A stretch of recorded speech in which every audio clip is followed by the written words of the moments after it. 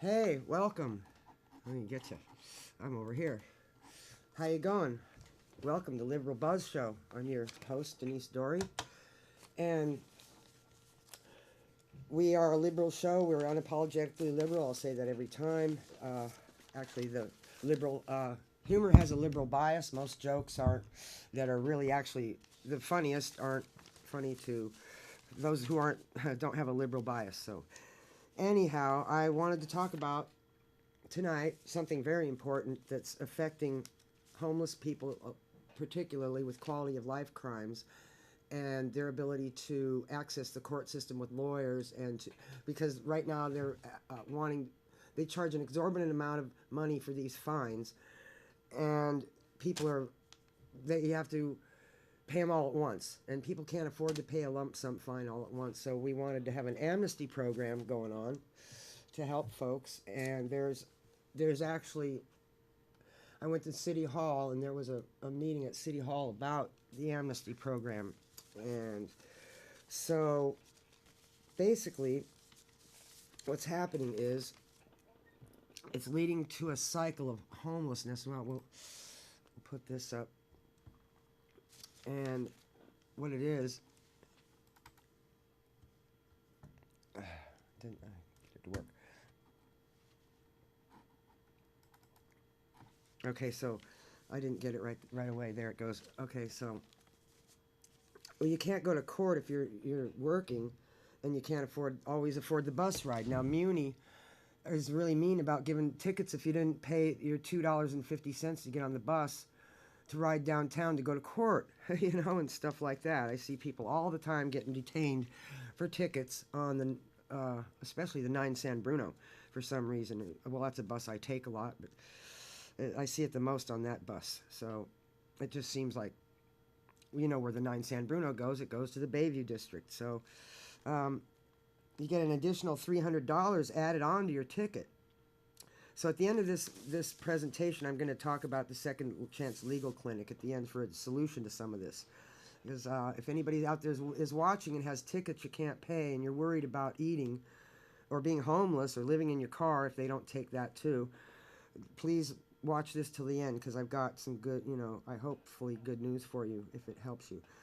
Now, they suspend your license if you can't pay or appear in court, and it prevents you from getting to and from work or getting jobs that you might have otherwise qualified for, and you have to pay the full fine before you can get your license back.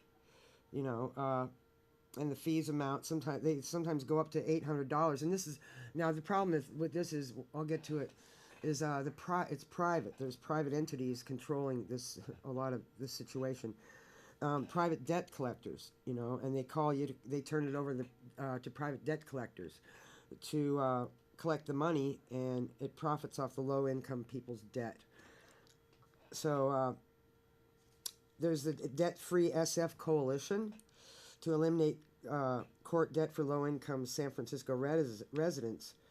And there's we don't want to work with private companies that collect our debt.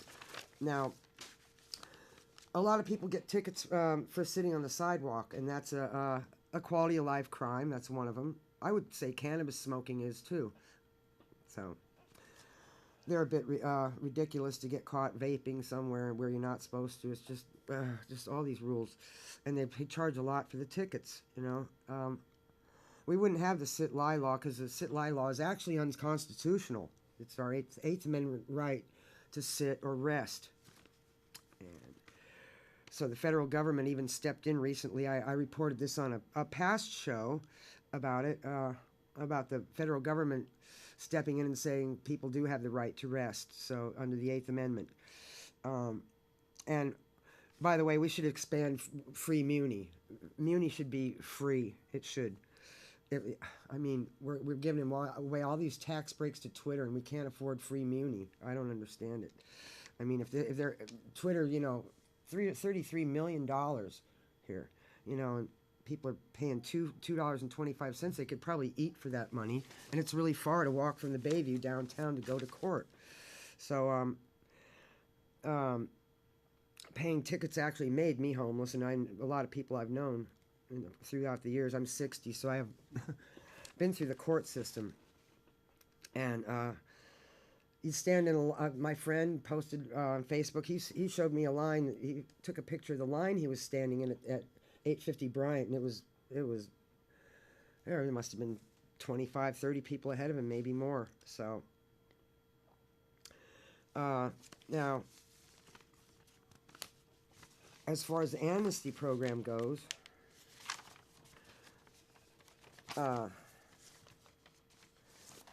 well, first of all, I have there is traffic ticket amnesty. Now I'm talking about ticket amnesty, but we would like to provide alternatives to full lump sum payments. You know, maybe when we're able to. Well, actually, that's in the amnesty. So there is an alternative within the amnesty. We need to allow people to access the courts without regard to income, and if you can't afford an attorney, because with traffic court it's a little different. Terminate all contracts with private debt collectors and establish a fair and just approach to debt collection for San Francisco. I can't emphasize that enough. So now, if you have been given a traffic ticket between the 1st of January in 2013 and before or after, if they're before, you can get your fines reduced up to 80%. And you sign up for a payment plan. It's based on your income to get your license reinstated right away. Now, if your tickets are from January 1st, 2013 or after, you can sign up for a payment plan based on your income and get your license reinstated, but you will not be able to get that 80% reduction in the amount you owe. Sorry. If your tickets are eligible for reduction, it depends on how much money you get each month. So if you're very low income, you may be able to get 80% discharged, and everyone else can get 50% discharged. So, see, the courts now, there's a website. It's called www.backontheroad.org. Back on the Road CA, all small letters. www.backontheroadca.org, and that's how you apply. So this is your license will be reinstated if you pay your reduced debt in full or sign up for a payment plan based on your income. So the courts they're allowed to charge you up to $50 for the program, and then the program itself charges you $55. I'm saying up to, and but you don't have to pay it up front, so that's good too. The DMV charges $55 for license reinstatement. So, wow. I remember my license used to cost $3, and even before that it was $2.50 back in the 70s, so things have changed. If you receive public benefits, you got to bring written proof with you before you apply for it, of course, you know. Now, this is about undocumented individuals. If you want to get your driver's license, there's I guess it's an Assembly Bill 60 applicants. It's a law that was passed to allow undocumented individuals to get driver's licenses. So, for instance, if you're being denied a license through AB 60 due to unpaid tickets, you can participate in the amnesty and become eligible for a license. That helps a lot. So now it's good to get a printout of your DMV that shows what's causing your license to be suspended in the first place. So I'm really happy to find out about this program. We went to City Hall the other day, so we'll keep you posted on that. I'm really optimistic about this. We've got new supervisors. We've got Aaron. Now we've got a majority on the board. In autumn, this is voting year, and the odd number of supervisorial seats are up. The odd number districts are up for re-election. So we've got 3 really good progressive candidates. We've got Sandra Fewer. We've got Kimberly Alvarenga running in, I believe, District 11. And then there's Hillary Ronan, who's running to take David Campos's place. Oh, what a dear supervisor he is.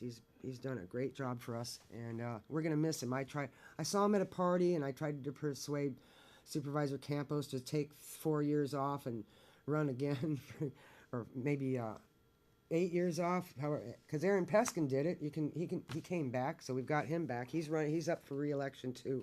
Supposedly he's running on he's not. No one's opposing him right now, so that's good to know. I don't think they want to waste the money running against him. Do you? And so since we've got some time left, let's see. I was gonna have somebody call in, but I don't know if he doesn't have a TV. He can't watch us. So, but he's my veteran friend, and he's very interested in what we're talking about. His name is Gilbert, and we're gonna talk about how Twitter costed us $40 million. Now, there's the tax assessor just came out in February with the numbers on Twitter, how much they're making off of the tax, and it's just ought to be a crime, really. They're not even don't even want to tell us. They want to keep it. They say, oh, that's a secret. They don't even want us to know how much they've benefited. So I've got notes about that. I've got it written down. I've got a cute picture of the Twitter bird here. I hope I can get you to see him. Yeah. So let's talk about this for a minute. Yeah, Twitter's stock price, right, was tumbling. Now, it cost us $40 million. Now, forget about the fact that I've talked about in the last show that we were in the hole for $4.5 million. Now, $33.6 million in 2014 for Twitter. It's the millions that the city didn't get in 2014. So, Twitter went public in 2013. The tax break represented a potential $130 million loss to the city. Well, that was a big overestimation. Well, maybe not, but I mean, for 1 year we're talking about.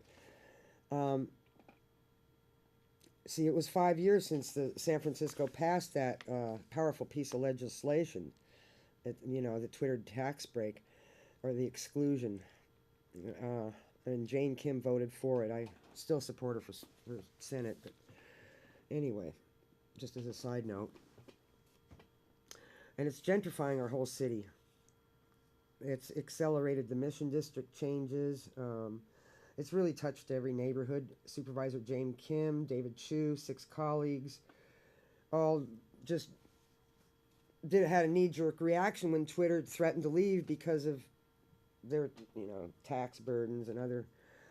Well, Mayor Lee signed it into law the day after they passed it. So he counts a tax break among one of his greatest achievements. And so it's long enough to put the tax break's impact into perspective. It's been 5 years since we've had this tax break for Twitter, and in 5 years. Twitter, I guess they built over on Hayes Street behind the Fox Plaza. It's, they built I guess it's called Neighbor Nest. Neighbor Nest. It's the biggest benefit to the community on the Hayes Street side of Fox Plaza, where it's it opened last year, and it says it's a family-friendly learning center. Yeah. That might be good in Mission Bay. So the current community benefit agreements for Twitter, which aren't binding, Jane Kim just said, just do nice things. She didn't make it binding, so they just, once in a while, they'll scrub a sidewalk and say, okay, we did something for you. I mean, they've given us a little bit of money, but while pricing us all out of here, so we won't need the money if we're all gone, right? That's probably the ultimate plan. It's starting to look that way. I hate to say it. Twitter, Yammer, and Zendex are multi-year agreements. So it ends in 2019 of May of 2019. So that's when the sunset, the tax exclusion sunsets. So they can. Uh, we've really got a long way to go to convince the voters to vote for anybody but liberals. Really, I don't see. I want to see a clean sweep of progressives in November. So get out and volunteer.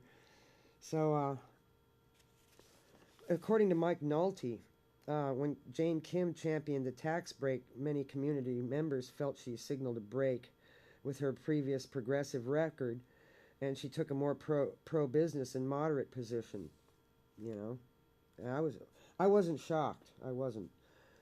Uh, she was supported by Mayor Ed Lee back when she was first elected, but so no one listened to me. Anyway, so few changes have occurred. A lot of changes, but few for us. You know, we didn't get much of it. There's little input, and we weren't invited for any input. The neighborhood the residents, they didn't invite us to any of their meetings to let us know, to have us let them know how we felt about the changes they were making.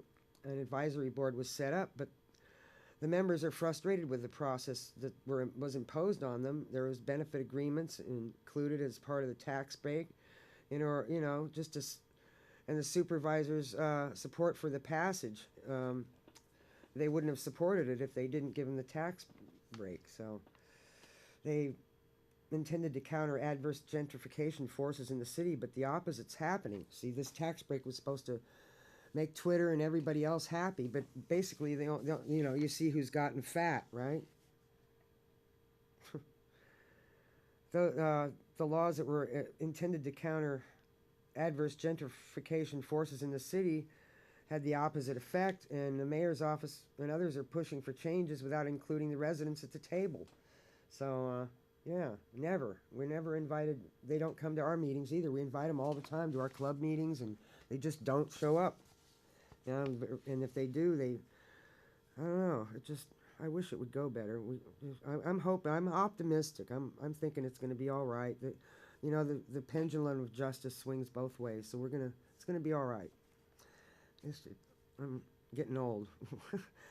The only community groups really benefiting from the 6 benefit agreements are the nonprofit agencies that have fundraising and community development departments, and put their agency's needs over actual mid-market residents' needs and desires. They put up new street furniture. I don't want this street furniture. Why don't they use the money for, there's a lot of places for that money to go, believe me. That street furniture is just a slap in the face. And then they make it so no one can really lie down anyway on it. So they plant trees, that it's a dry. They better start planting something drought tolerant that bears fruit. That would be lovely, But assisting small businesses from being displaced, that would be lovely. So far, I'm seeing them disappear. It's sad. If people were paid a living wage, the restaurants would be doing, the mom and pops that are there now would be doing better. I know it, but the general populace that was there before the tech boom hasn't really seen a raise in salary. And all they've done is import people from other places, and it hasn't really added jobs to our community much. Unless you want to be a techie or work in a restaurant. So providing resident groups and with technical assistance, they might want to do that for us sometimes. And I appreciate that. I'm not going to paint a completely bad picture. They've given us money, they've helped, but it's not really them. Whatever they can do. It's like Martin Shkreli. Martin Shkreli with his charging $850 for one pill because he can. It's a toxic government. The rules allow him to. The government's bought and paid for, and he can do it. So I know one course of antibiotics for a month is $300 average. And what pensioner can afford that? You know anybody? So if they want to it's because they can. The city hall allows them to operate their business like that, tax-free and at our expense. And we let them. We can't blame Twitter and get mad at them. We have to get busy with vote progressive, register to vote, get out the vote, volunteer for progressive candidates. I told you who they were: Fewer, Ronan, and Alvarenga, and there's plenty of progressive things and to spend your time volunteering for. So I'll be updating where you can volunteer and how in upcoming shows, and I'm going to have some of those candidates on this show. I haven't invited anyone today because sometimes I just need to vent on my own. So, but I do appreciate you tuning in, and let's see. I've got some last minute announcements. Let's see. I wanted to tell you about something. Here it is. You can register to vote when you're awaiting trial, or if you're on trial, or if you have a misdemeanor conviction, a felony, a suspended felony, or if you're on probation, or you have completed your sentence. So, if you're on probation or off parole, yes, you can register and vote even with a felony conviction. Now, in Norway, you can vote from jail, and you can record music from jail too. So, anyway, this isn't Norway, but let's make this place as much like socialism as we can. Vote Bernie Sanders. Democratic socialism is a good thing. It's not like Russia. Trust me. So, with that, I leave you. Bye-bye.